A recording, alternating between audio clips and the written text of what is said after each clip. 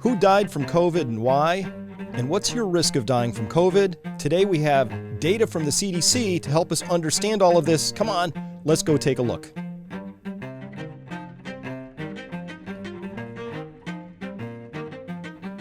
Hello everyone, Dr. Chris Martenson here with another episode for you. Today is really interesting. We've got some fascinating data from the CDC of all places where they looked at millions and millions of hospitalized patients, sifted through the data and answered the question, well, who really got sick and who died and why?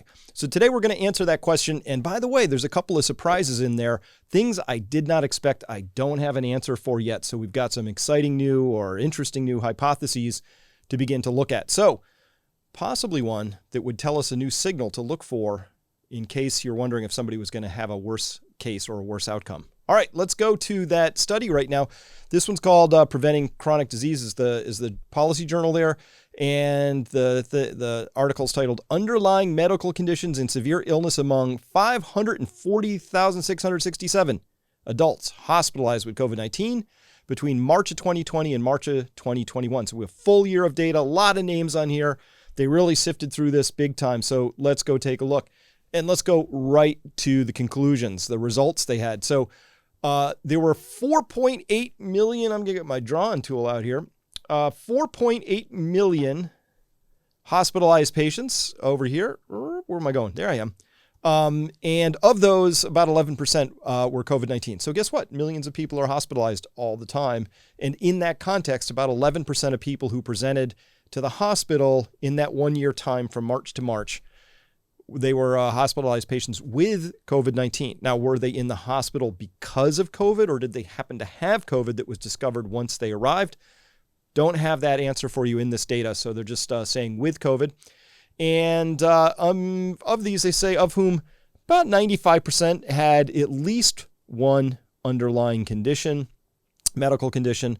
And you see here some of the factors in here. What surprised me is what's next down in yellow. Not the first part. The strongest risk factors for death were obesity with an adjusted risk ratio of 1.30, meaning if you were obese, you had a 30% higher risk of a really bad outcome, in this case, death. What surprised me was the next one on this list, which was anxiety and fear-related disorders with a 28% increased chance of death. That I wasn't expecting to see show up on here at all. Certainly not in number 2 on the list. Not surprising is number 3 with diabetes with an adjusted risk ratio of 1.26 there. And as well, however, those were just individual when they were able to pull out individual conditions. But what happened if you were obese and you had fear-related disorders and you had diabetes, things like that? It turned out that with patients who had at least one condition, they had a 53% chance higher of dying than patients without any underlying conditions. 53%. But there are patients who showed up with more than 10 conditions, and we'll get to what those are in just a second. And they had a 3.82, which is a 382% higher chance. I think if that's how you would look at that. A 3.82 times higher chance of dying if you had 10 or more conditions, which makes sense. I mean, 10 conditions, what would those be? Do things like this. These are the conditions they looked at. 272,591 patients showed up with essential hypertension. That's elevated blood pressure. There were a lot of people showing up with disorders of lipid metabolism. There's obesity, diabetes with complication. I'll tell you what that is in just a second. Coronary atherosclerosis, other heart disease, esophageal disorders. I'm surprised. I didn't know there were that many people with those, but apparently there are. Chronic kidney disease. Look at that showing up right here. Anxiety and fear-related disorders. 98,846 out of that original pool that they were talking about. Thyroid disorders, depressive disorders, an implant device or a graft-related encounter. That showed up on their list as something to look for. Sleep-wake disorders, neurocognitive disorders, osteoarthritis, aplastic anemia, diabetes without complication. Get to that and what that means in a second. And asthma. So these are all the underlying medical conditions that really showed up. What surprised me was not just the anxiety and fear-related disorders showing up as a high risk factor for death, but that some of these showed up as not being actually relevant at all, that there was no additional risk. So let's go to that. But first, I want to make sure we have a really clear understanding of what some of these conditions are. You're going to see some of these terms appear. One of them, aplastic anemia. Anemia, of course, relating to the blood. And it's a condition that occurs when your body stops producing enough new blood cells, aplastic anemia. And the condition leaves you fatigued, more prone to infections, maybe uncontrolled bleeding. It's a rare and serious condition. Aplastic anemia can develop at any age. So guess what? If you have that as a comorbidity, not a good thing. And it makes sense, right? Because we know that COVID is fundamentally a disorder of the blood. In many respects, it causes clotting. And of course, you need a well-functioning immune system, which in large measure is operating through your blood system to help fight things off. So not surprised for that, but I just wanted you to know what aplastic anemia meant when we see it. Diabetes with complications includes any of these other things. Like you might have diabetes and a complicating factor could be cardiovascular disease or nerve damage, that neuropathy, the tingling, the numbness. You might have kidney damage, that nephropathy, eye damage, the retinopathy, foot damage, skin conditions, hearing impairment, Alzheimer's disease. Those would be, if you had that diabetes with one or more of those things, you have a complicated course of diabetes. It's as compared to uncomplicated diabetes. Anxiety and fear disorders are things like general anxiety disorder, OCD, panic disorder, PTSD, social phobia, all things sort of related to an anxiety condition and or other neurocognitive sort of maladaptions that are listed here and some other ones. And then you'll also see this term bronchiectasis here, a long-term condition where the airways of the lungs become abnormally widened, leading to a buildup of excess mucus that can make the lungs more vulnerable to infection. So it's a thing that was correlated because, as we find out here, let me come down. Oh, I've got these slides slightly out of order. We'll go here first. Yeah. So here's a big table. Let me go through the table with you so we understand it. So thanks, Livia. Full frame on that. It's going to help. So this is table 2 out of this report from the CDC. It's adjusted risk ratios, and they're looking at 3 different levels here. 1, did it result in death? 2, this is invasive mechanical ventilation. That's called going on the ventilator. And or ICU admission. And of course, this is sort of going from worst to, bad to least bad. ICU admission being the least bad out of these 3 outcomes here, because you can go to the ICU and not get put on a ventilator.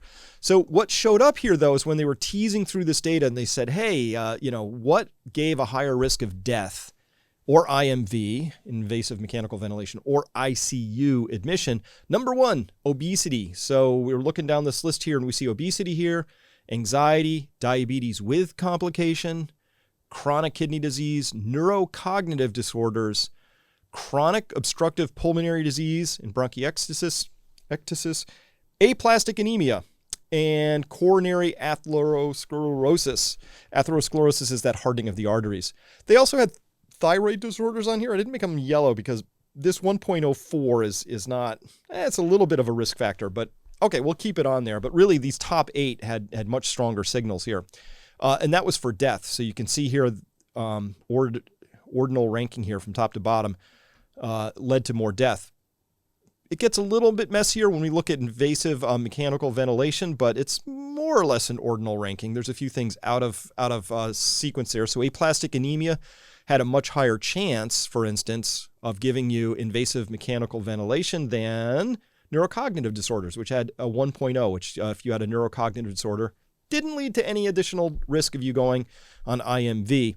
And same thing over here for ICU admission. We can see what the chances are here. But by the way, these are much lower numbers. Notice this is 1.16 as compared to 1.30, 1.14 compared to 1.28. So there was less of an association with whether or not you went to the ICU. All right, so these are the worst comorbidities. What was surprising about this to me, though, was this table, which is showing that these are a bunch of comorbidities here that had a lower risk or a non-significant difference in the risk of death or IMV or ICU admission. And so just look at this. This really surprised me. I did not expect this. So over here, we're looking at diabetes without complication. Again, we drew that distinction. 0.94, there was a lower risk of death if you had diabetes without complication, a lower risk of ending up with mechanical ventilation and about almost a 1.98 equal risk of ending up in an ICU admission. So no different than if you didn't have diabetes without complication. You had no comorbidities or you had diabetes without complication. Really no big difference. Super surprising to me. Essential hypertension, because we were really focused on this early on as a comorbidity that was probably going to be bad. The idea was that hypertension, fundamentally, you have a disruption in your vascular system, and we know that COVID is largely a vascular disease in many respects. So to find out that essential hypertension only had a 0.92%, 0.92 means there was an 8% better chance of surviving or not dying if you had hypertension than if you didn't. That's how the data came out. Look at this, a full 10% reduction over here, closing in on here on the restricted model, as they call it.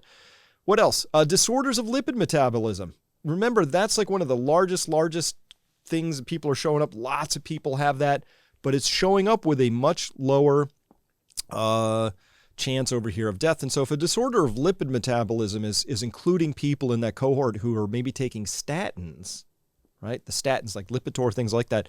We now have data that's come in, early clinical trial data and other pieces that say that maybe the statins are somewhat protective. So maybe that explains this a little bit. Sleep-wake disorders, 0.94%, so a 6% better chance. Esophageal disorders, a 4% better chance of not dying. Depressive disorders, this I think is standing out here with a 0.89. That's really low. That might be part of that fluvoxamine story that Steve Kirsch talks about a lot. It could be that 11% of people were on fluvoxamine or something, and somehow that impacted the death statistics here. Osteoarthritis, didn't show up. Implants, so if you have a cochlear implant or a graft-related encounter, nothing. But surprisingly too, asthma, not showing up.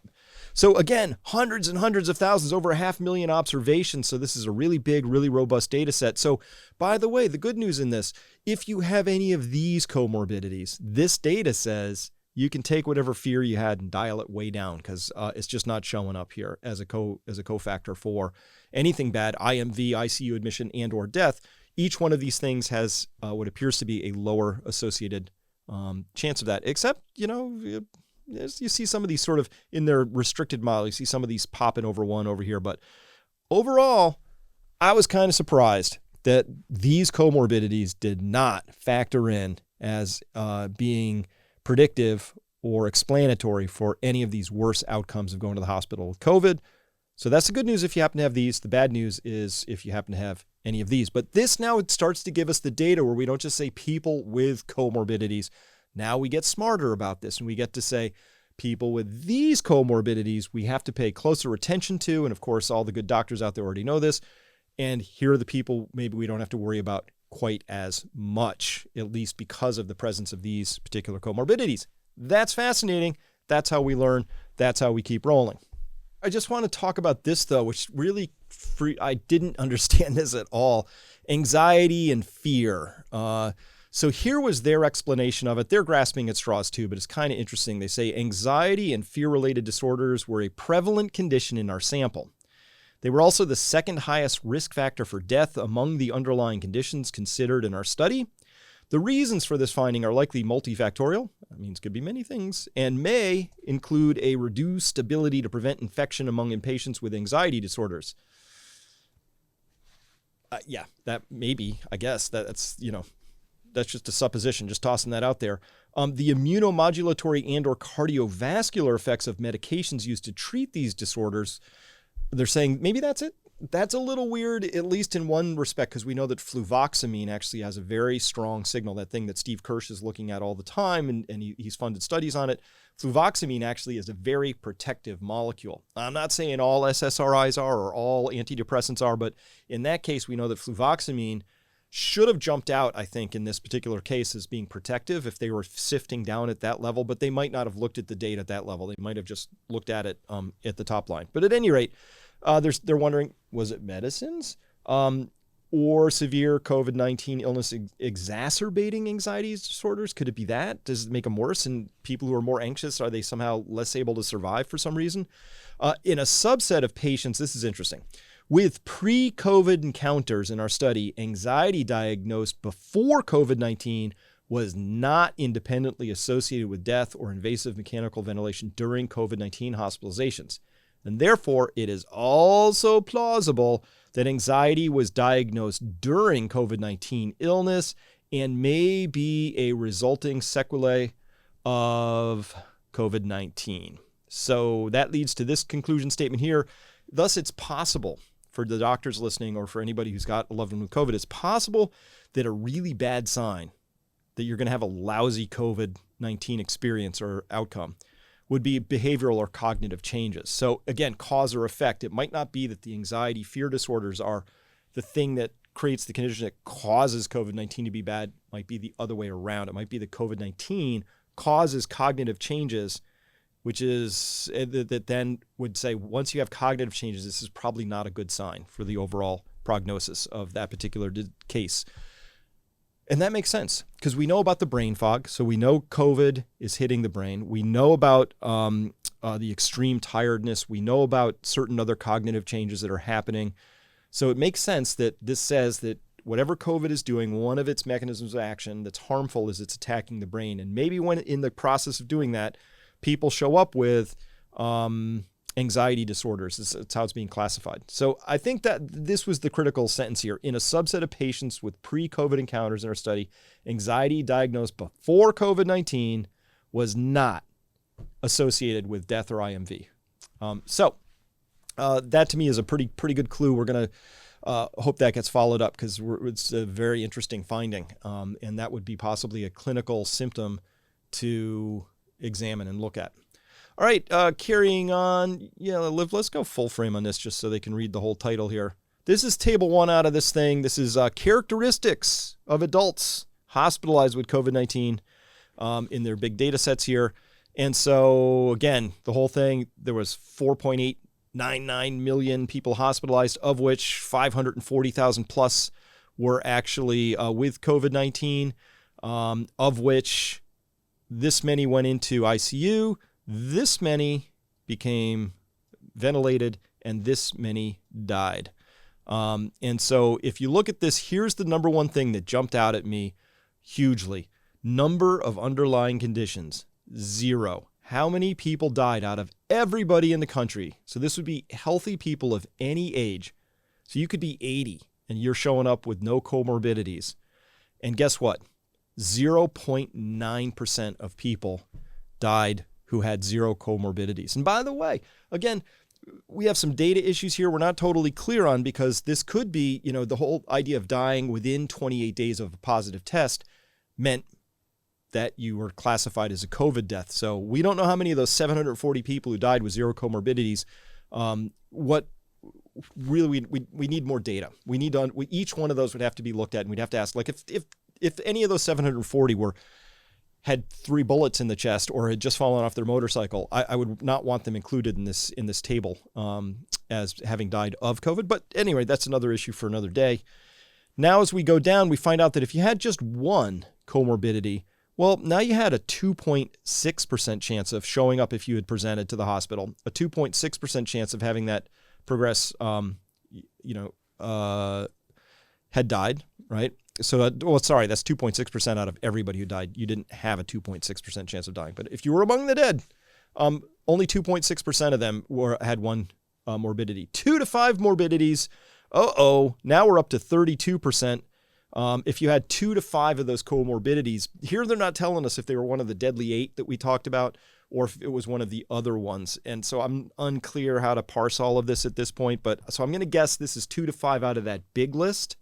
I'm going to bet if they went down further and said, and maybe they did and I just missed that table, but if you went down further and said, hey, we're only going to look at people who had multiples of these bad comorbidities, right? Again, that was people with diabetes with complication, anxiety disorders.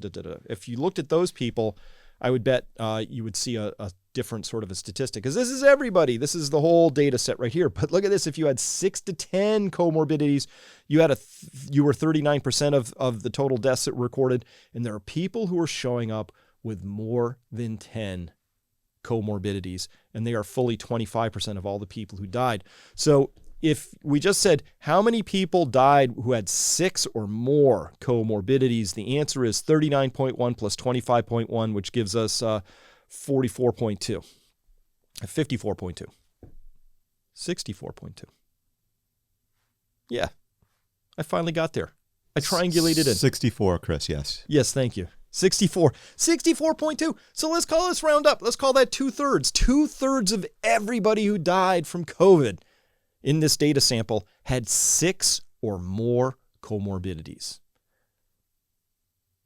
I'm going to have to guess that we might, if we were going to use a label, we would say these are fundamentally unhealthy people, right? So that's interesting. And also interesting, really fascinating off this table, 58.9% of people who died were dudes. It was males. So vastly more males are dying than females, which is interesting because down in Brazil, they ran this study months ago that I saw COVID-19 Crusher on Twitter pulled up, and it's called, they were using a drug called proxalutamide, which inhibits the male testosterone pathway. And so it turns out that proxalutamide has a very, very strong protective effect in both men and women. So there's something here too, some other clues about how COVID is interacting with that pathway, which is, and I don't even pretend to know what the mechanism is. I'm just telling you, it's kind of interesting that more men died, and that when you use a male androgen blocking substance, more people survive. Make of that what you will, but this is a pretty astonishing thing. I remember we were talking, Olivia, it was way back, it was real early, probably 2 months into the whole thing in 2020, and the Chinese were reporting more men were dying, and we reported that, and then there was a lot of brouhaha, and people said you can't say that, it's not appropriate, and then we had misleading statistics out of the CDC even saying that's not true. Turns out it is true. Looks like the data supporting that from that initial report from the first 2 months. Yep. But what was number one on this list? Number one, of course, obesity. So let's talk about obesity really quick. What do we mean by obesity? It's a well-defined term. Use this thing called the body mass index, the BMI. This shows you here, based on what height you are from 5'0" to 6'4", and across some weights in pounds from 130 here and progressing on out to 390 going this way. This is your BMI cutoff number right here is at the 30 mark. So obese clocks in at 30, which is this little line coming right down through here, right? So to find out if somebody is obese or not, you would look at their height against whatever weight they are. So in this case, if I took somebody who's 5'7", we would have to come all the way out here to this 30 and on here on up to 190 pounds. So if you're 5'7", 190, you're clocking at that number at BMI of 30. Now, what would be really interesting would be to go further than this, because that's a line you could draw. You could say anything over 30 is obese. But wouldn't it be interesting to actually know the BMIs against the death statistics? Because I bet you it's not just binary. Like once you're at 30, it's like now you're in this bad category. I'll bet you that somebody who's at 40 is different than at 30. Just a guess, but I'd put money on that. So at any rate, this is the table here. They didn't tell us if they were looking at morbidly obese people, which is anybody over 40. They just classified everybody in this study as having obesity or not. So again, I'd like to see a little more parsing through that. Guess would be that the more obese you are, the worse the outcome. Now, the reason I care about this is because there's a huge push on right now. Everybody's got to get vaccinated. It's a public health thing. Everybody's worried about this. There's a lot of fear and anxiety, uncertainty, doubt going on. And the idea is we want public health, but our health authorities don't care about public health. We already know this. This has been established. If they did, they would be telling us about vitamin D and Duizabin 1 and Duizabin 2 and other ways of preparing our terrain. They would, and they're not doing that. As well, there's this really weird thing going on in the United States where they're normalizing obesity. This is from a New York Times article here. It says obese but healthy, right? And, I wonder if, do they want to qualify that against this table at any point in time? Maybe, maybe that article was written before this all came out, but here's some Cosmo covers from February. This is healthy, they're saying here. And this is not healthy. This is clearly not healthy for COVID for sure, but I mean just in general there's no. I'm calling this medical misinformation. Like these people ought to have their blue check mark yanked, and Twitter ought to ban them because this is not accurate. This is absolutely, I don't know any medical way to justify this particular stance right here. So at any rate, it was so bad that Babylon Bee, of course, is a satire outfit, and they mocked up a Men's Health thing. Babylon Bee, they just nailed it again. Look at this. You get nachos on page 24. Rethinking fitness and cis male heteronormative standards of health. And you're perfect the way you are. All of that stuff. 10 ways to feel better about yourself without exercising. So they're just lampooning these other article covers here. I think they did a good job at it because it's not, I don't even understand this attempt to normalize what's clearly not healthy. So at any rate, moving on. You know what matters the most when it comes to chance of dying from COVID? Age. So we've run through this before. This is a log chart. So here I'm going to present a second chart after this, which is a slightly different statistic, but it's the same chart. So a log chart means that this is a factor of 10 every time we go up from 0.001 to 0.001 to 0.01 to 1. So there is a 0.1% chance of dying from COVID if you happen to be this old. But that's across the whole population.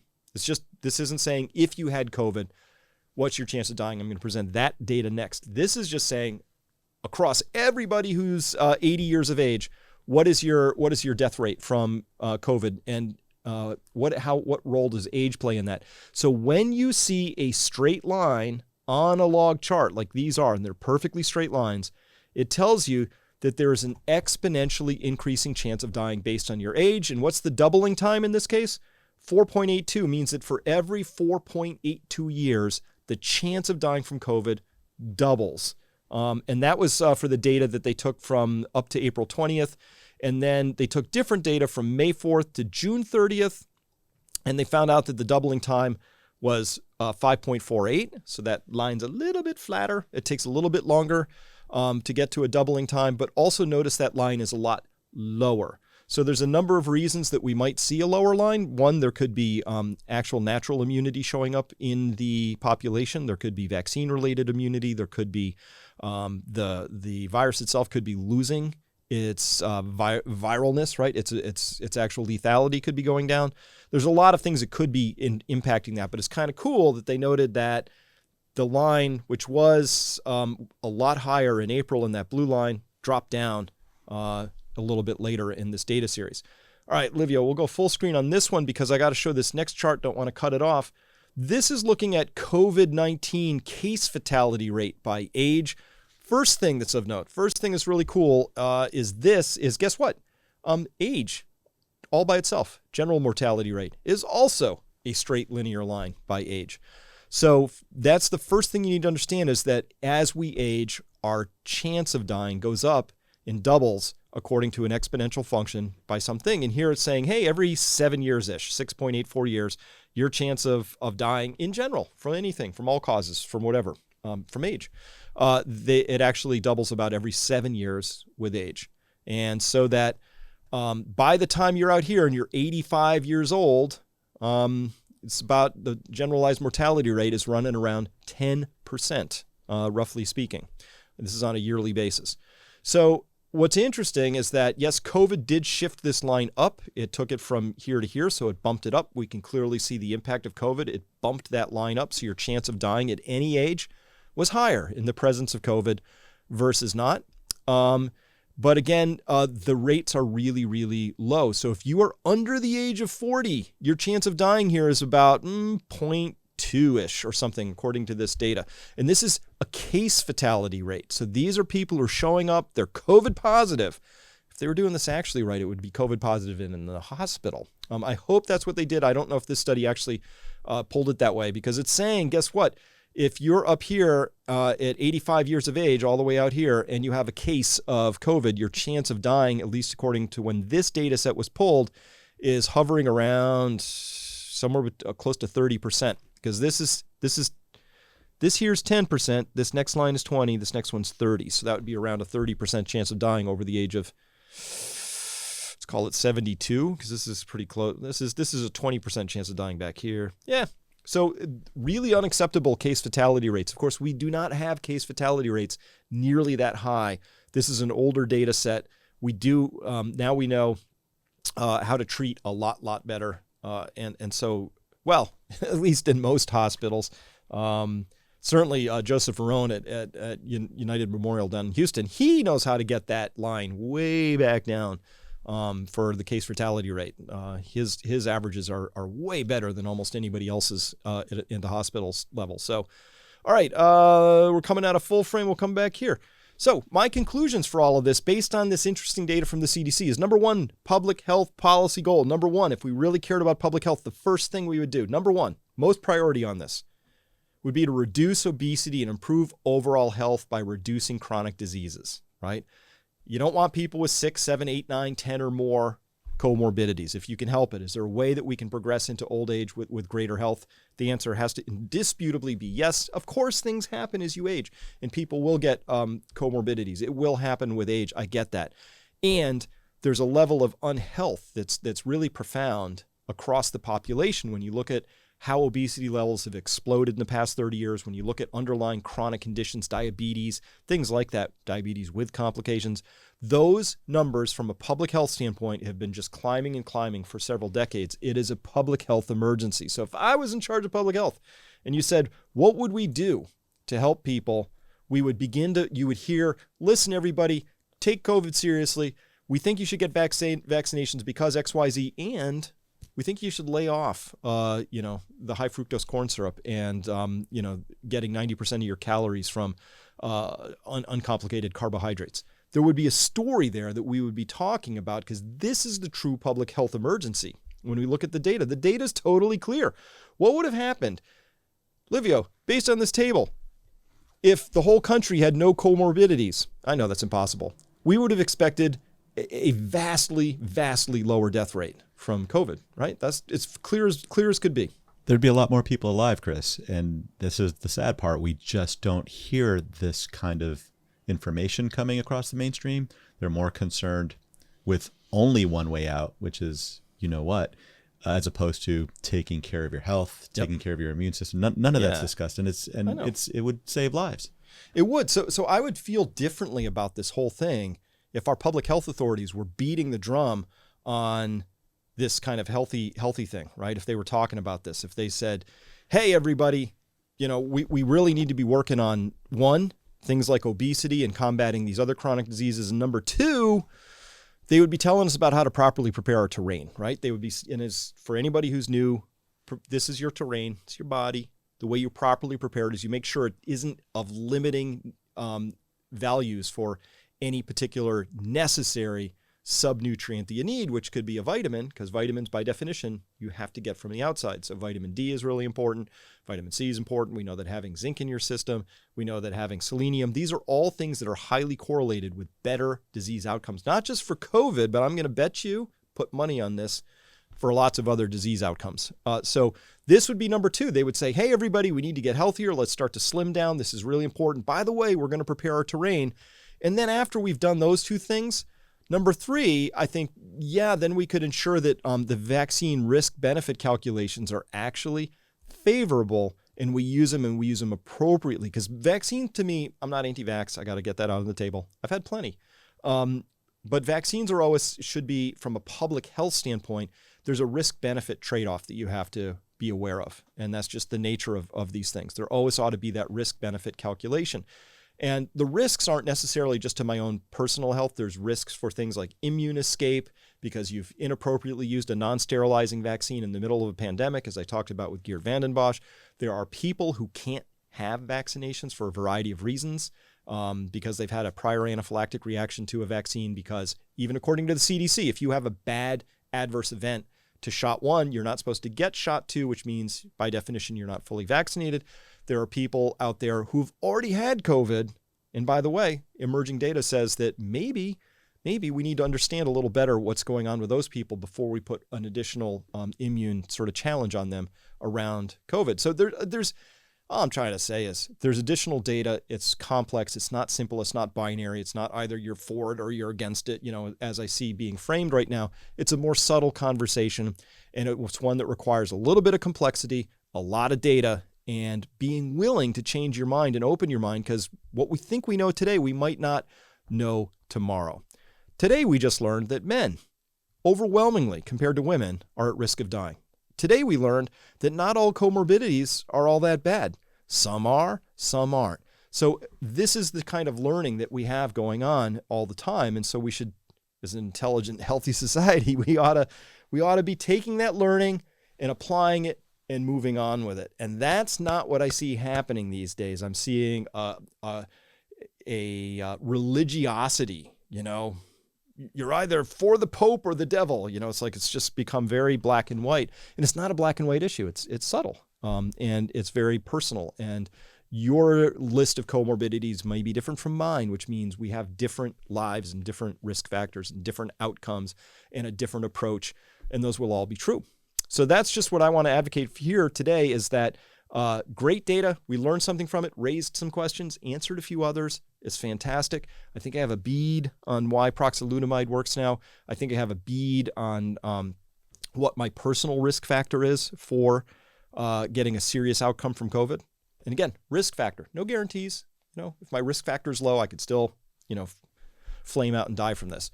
Or I could have tons of risk factors, skate right through and not even have any issues. So it's just a risk factor. Now, of course, if you want to come and, there it is, Livio, out of the way again. No you know worries. what? I got to make sure I move this down because it says, doesn't have to be this way. It doesn't. It really doesn't. We can use brains, logic, common sense. We can come together as a group of people and make our own decisions. We can, apparently parse through data and understand it faster, better than multi-billion-dollar agencies with tens of thousands of employees. It's just a mysterious thing. I want to thank you. Thank you for listening. If you liked this, of course, hit the like button. If you want to share this, please share this. That's how people find out about things like this. Share it with people who you know and love and trust, and share it with 5 people if you could. That's my ask today. As well, you might want to come by peakprosperity.com because, and you can click this link right here, because I'm going to go into, in part 2 of this, and this has to be behind a paywall for obvious reasons. I'm going to be talking about things that really are I can't do it out here anymore. There's some really fascinating data that's actually come out now and some hypotheses around the vaccines themselves. And I'm going to be answering questions for people who ask the question, listen, I've got to get one. Is there anything I can do or should do given I'm going to get one? I'm going to talk about these sorts of things as best I possibly can, of course, as an educator and somebody who will point people to data so they can make their own informed decisions. That's how we roll. If the data changes, I'll change my mind. But until the data changes, we go with what we've got and we make the best guesses we can. So if you want to, please come on by Peak Prosperity. Love to see you there. And we're about to turn this recording off, and then I'll start recording part 2 for subscribers. See you next time.